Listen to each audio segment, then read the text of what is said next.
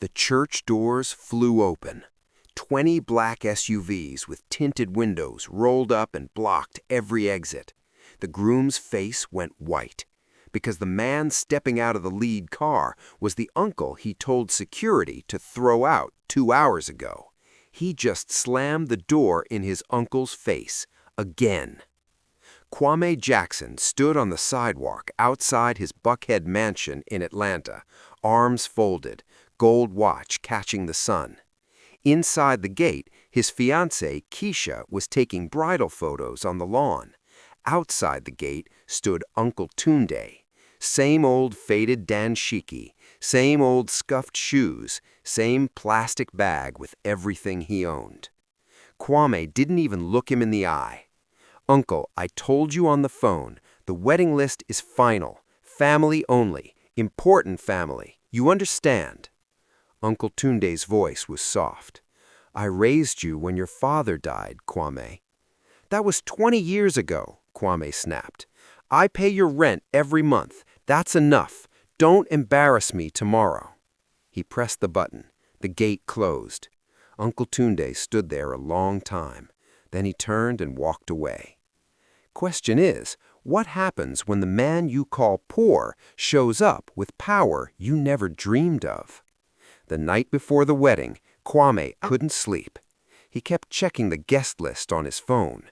400 names, senators, rappers, tech millionaires, 2 Nigerian princes who actually had oil money. His wedding was going to be the event of the year in Atlanta. Keisha rolled over in the silk sheets. "Baby, why you stressing?" "I just want everything perfect," Kwame said. "Tomorrow everybody sees I made it, from nothing to this." Keisha kissed his cheek. "You did make it, and tomorrow the whole city will know." Kwame smiled, but deep down, something itched. He pushed the itch away. Little did he know, tomorrow the whole city would know something else entirely. Wedding day, 11:47 a.m. The church on Peachtree was packed. White roses everywhere, string quartet, ice sculptures shaped like the couple's initials. Kwame stood at the altar in a custom Tom Ford tux, grinning like he owned the world, because right then he felt like he did. The doors opened. Keisha started down the aisle. Cameras flashed, phones up, live streams everywhere. That's when Kwame's best man, Dre, leaned in and whispered, "Bro, security just stopped somebody outside, said he's your uncle, same old dude from yesterday, wants to come in." Kwame didn't even turn around. "Tell them throw him out, quietly, I'm not playing." Dre nodded and slipped away. 30 seconds later, the organ hit the big note. Keisha reached the altar. The pastor smiled. "Dearly beloved," and every phone in the church buzzed at the same time. Hold up. Before we see what those phones just showed everybody, if you're enjoying this story and you know pride always sets the table for karma, hit that subscribe button real quick, because you are not going to believe what happens next. The convoy arrived. 20 identical black Range Rovers, engines growling, pulled up in perfect formation and blocked every door of the church. Doors opened at the exact same second. Men in black suits, earpieces, moving like Secret Service, formed 2 lines. Then he stepped out. Uncle Tunde. But not the Uncle Tunde Kwame knew.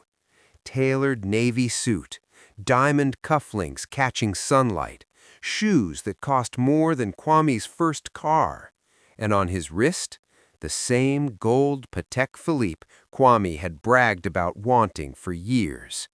The church went dead silent. Uncle Tunde didn't rush.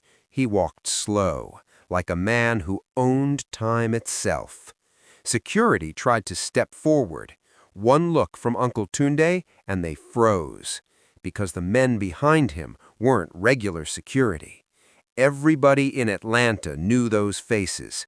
Former Navy SEALs, private detail that only billionaires hired. Uncle Tunde pushed the church doors open himself. Every head turned. Kwame's mouth actually dropped open. Uncle Tunde stopped 10 feet from the altar and spoke, calm, deep, like rolling thunder.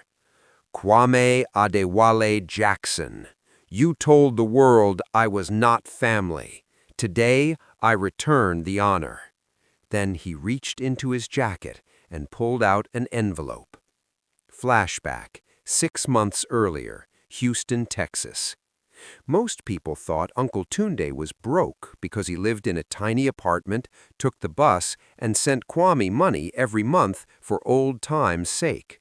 Truth was, Tunde Adeyemi was the majority shareholder of Apex Continental Group, the biggest privately held oil servicing company in West Africa, now worth $14 billion.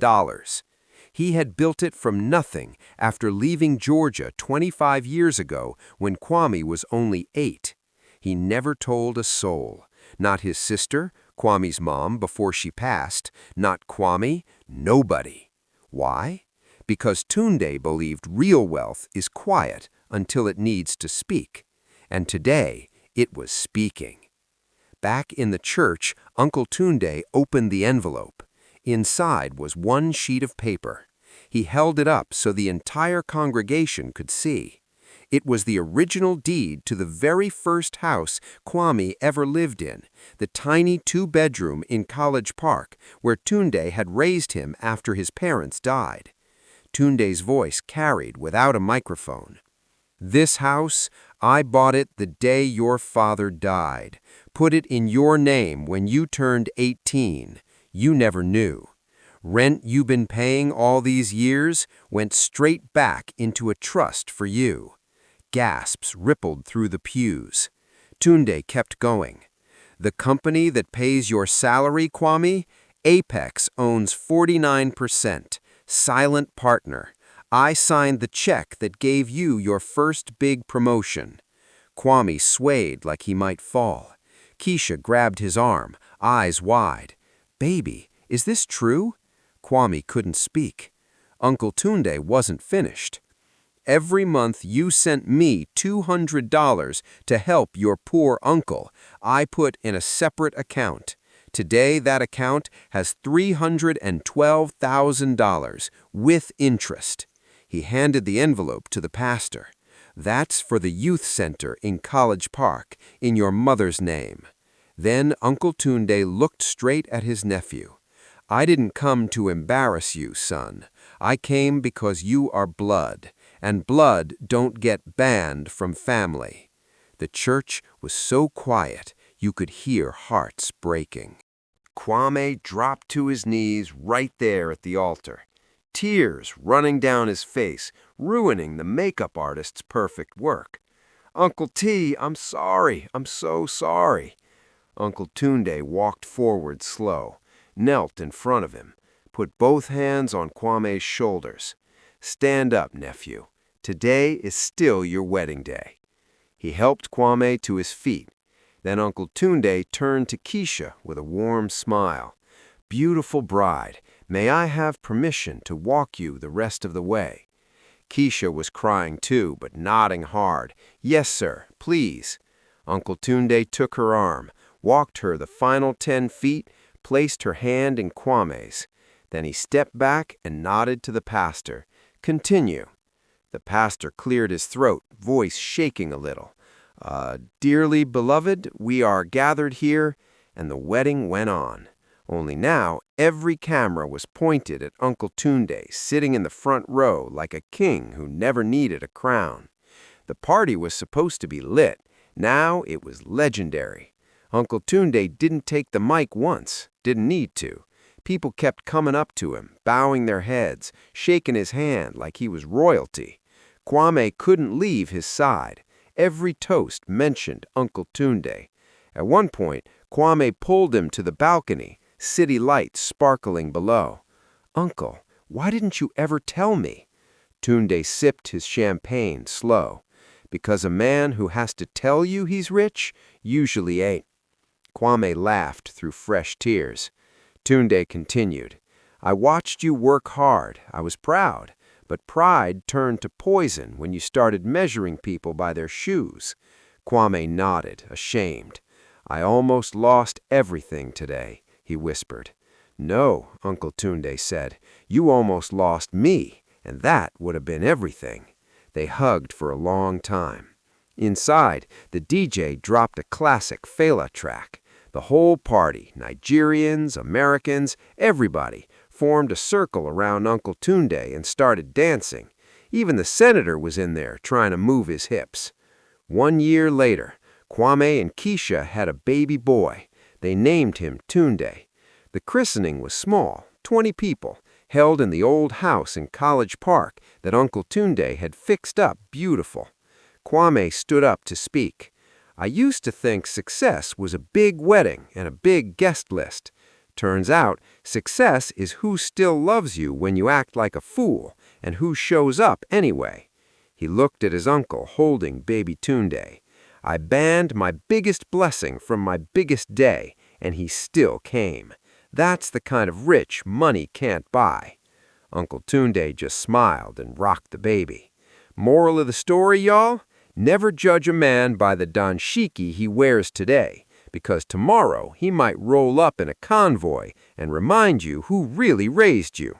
If Kwame had looked closer that day on the sidewalk, if he had just let his uncle in, none of those SUVs would have had to block the church. But he didn't, and grace still showed up anyway.